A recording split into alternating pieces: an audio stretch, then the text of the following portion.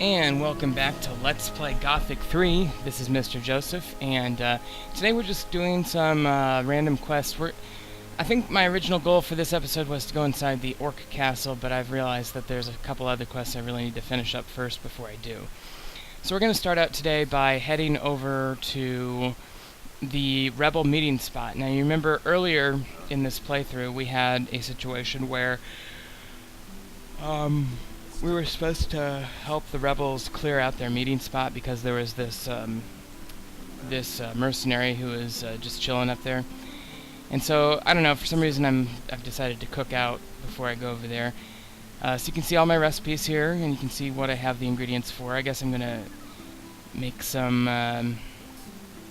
going to make some meat bug ragu. By the way, I looked up the definition of ragu. Ragu is a main course stew, and it's French. So that's pretty much the basic definition. And so it's not just a side stew, it's the main course, so it's usually pretty fancy. And what do we have here? We have a... okay, this guy is part of that attack on the gates of Montera that we witnessed earlier. He's a smuggler. The others were called bandits and tramps. That was the impetuous tramp attack, or whatever that guy was called. And it looks like this guy just got kind of a bug, was left behind and didn't quite make the cut during the attack. He was like behind a wall or something. He didn't notice that he needed to be involved in that attack, or the people of Montera didn't notice him, but I took care of him. So anyway, I skipped ahead here just a bit. I quick saved from where that battle took place, and now I'm going around the corner up this hill. And this hill is just south of Montera. I'll show you on a map in a little bit where we're going here, if you can't find it. But there's a giant wrecked tower here. Taking a little wise. And as you can see, this guy is just hanging out, bumming around. This hill ain't big enough for the. Oh, really?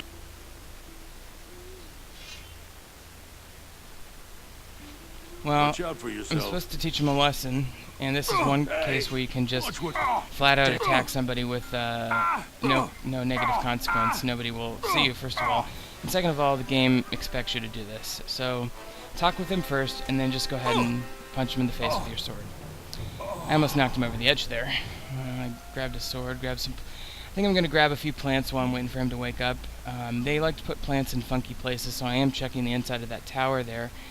So I'm just going to go around here and check out the area for plants, and then when he wakes up I'll talk to him.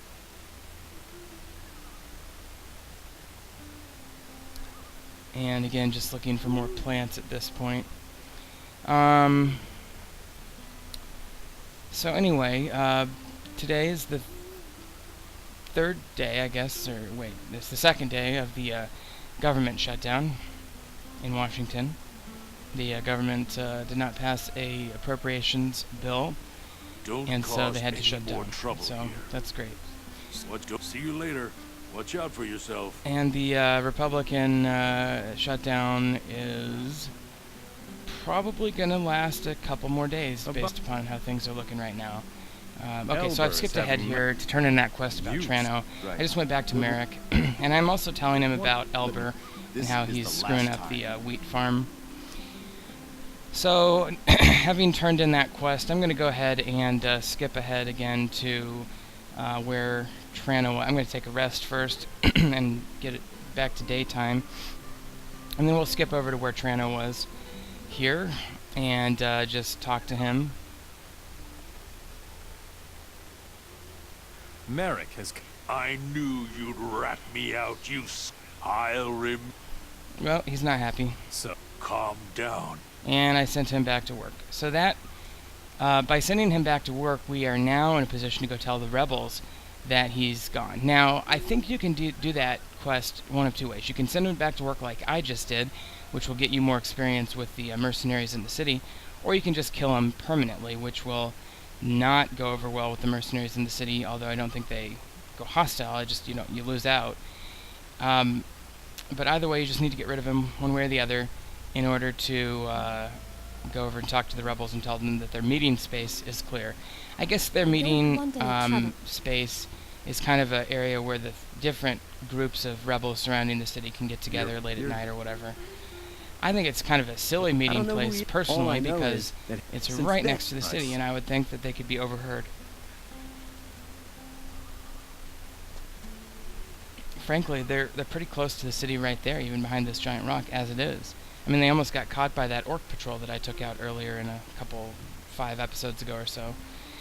But anyway, now that I've turned that quest in, by the way, there's a shrine to Beliar, if you're in need of such things. I'm going to head over to the livestock farm, and we will do a quest over here for this other group of rebels that we'll be meeting in just a second, although I did see a couple plants here, so I'm going to use this opportunity to clear a few plants from the side of the road. And here's the livestock farm.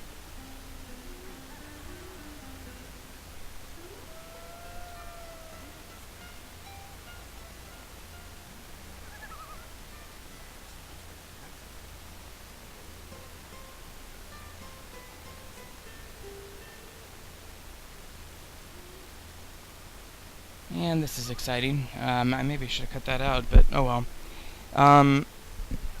Another plant here. Is it goblin-berry? I love goblin berries. I really need to work on my alchemy skills so I can get permanent potions, so that I can start using some of these permanent trait boosting plants.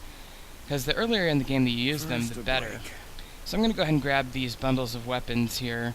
And we've arrived sure at the you've still got third things to do. rebel location. So as I'm grabbing these weapons, I'm going to show you this map.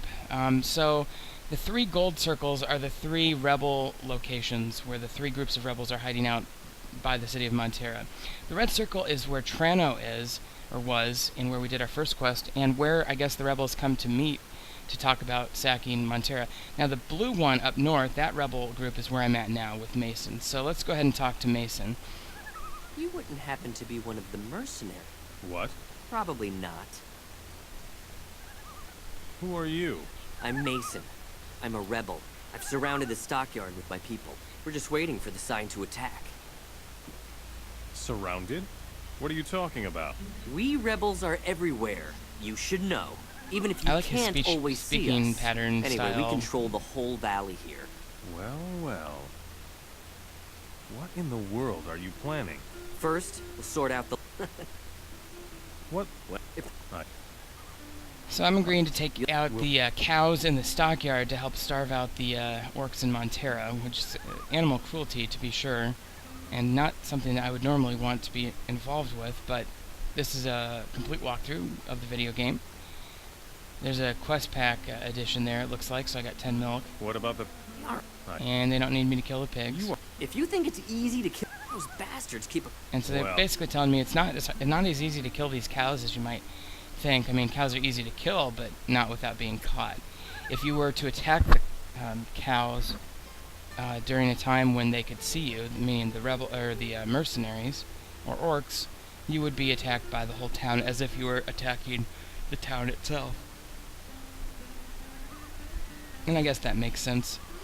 So here I am at the hill. Now you can go ahead and the key is you got to get far enough away from the mercenaries so that they can't see you, but still close enough that you can kill the cows. As it happens, I think there are 6 cows on the farm total, and each cow is on the edge of one of the edges of the farm. So you will have a chance to shoot them with a bow, like I just did there. Now the problem is that it's very difficult, especially early in the game, to take out cows with one shot of the bow at a distance like that. So I just demonstrated that it's very difficult to do that. He's going to walk back. He's going to be like nothing ever happened. So what you need to do is you need to find creative ways to kill the cows, or as you'll see in a later video, we'll wait until nightfall, and then we'll have a little bit more flexibility with where we can be positionally when we attack these cows. So one way to kill these cows is to jump up here on this cliff face and get to a position where you can just shoot the cow unimpeded by the guys. It's possible the game even designed that cow location for this purpose, to allow you to climb the mountain and shoot them from the mountain. Again, if you get far enough away from the mercenaries, but still close enough to see the cow, you'll be fine if you kill the cow from that distance. And again, just FYI, I mean, even later in the game, in order to kill a cow, you really need to get headshots at this point. So I'm going to get my bow out here, but you just be careful because these ledges are very slippery and you may well fall if you're up here, just like that. So I'm going to load up from back at the top of the cliff here. And you can see the pig there, and then the cow's coming into view there. So I can see the faint outline of the cow. Let's see if I can hit him. Yes, I can. He almost died. It was really close. So at this point, I think I gave up on that cow. And here I am at the ranch again. There's the cow coming back to the one I just hit. So I was immediately at the bottom of that hill I was just on. And we're over on the south side of the ranch now, and I'm going to see if I can kill these cows. So I'm not having good luck with the cows so far. But these are just some ideas about how to kill them. It's a harder quest than it looks like because, again, you have to be at a certain distance, and there's not a lot of opportunity for follow-up attacks. So I got this cow running, and one quirky thing about these cows is that the AI of the game has them run around like idiots in this general area, so you actually do get a chance to shoot multiple arrows at these cows. And with just a little bit of persistence, you will kill them. So I killed one there, and I got another one. So those are 2 of the 6 are dead now. And the nice thing about killing cows, frankly, and you don't need to kill... I think you can get the milk off of a cow without killing them, but if you kill them, of course, you'll get milk and meat, which is very useful as food items. Let me grab this plant here before I forget. And then I think at this point I had an idea. What if I went back to the top of this mountain and used a fire arrow to kill that cow? We came so close the first time, and fire arrow will continue doing fire damage even after you hit the cow. So I jump back up there, and I grab my fire arrow. I aim. Hopefully a headshot. And I got him. And he's on fire and he's dead. Okay, that's great. So that's a great opportunity to take that cow out. And so you'll want to jump down there and get the milk. And, you know, so those, I honestly think those are the easiest 3 of the cows to take out. There's one kind of over on the east side, and then there's 2 in the northeast corner of the ranch here. So, sticking with the fire arrow idea, I think I decided to go ahead and try to take out the northeast corner cows here. Again, I can't get too close because the rebels will, or the mercenaries will attack me. So I come down the hill and I'm going to try again.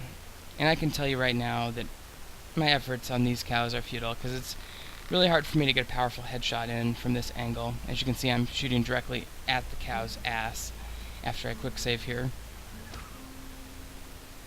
And, you know, I did 2/3 damage or so, but not enough to kill him. So I run up the thing, and interestingly enough, when I come across this cow walking back to its position, it does have some health lost here, as you can see right there, just a little bit, which implies that by the time I got up the hill, he was visible enough for the end bit of the fire damage. So it really does a lot of damage, but in any event, I determined that it was futile to kill these cows, the one on the east here and the 2 on the northeast of the ranch. So I've decided to come back for them another time. So I'm going to head into Montera briefly, and I'm going to go ahead and speak with Merrick, I think. Just let him know that Trano's back to work, which is giving me a little bit more experience in gold.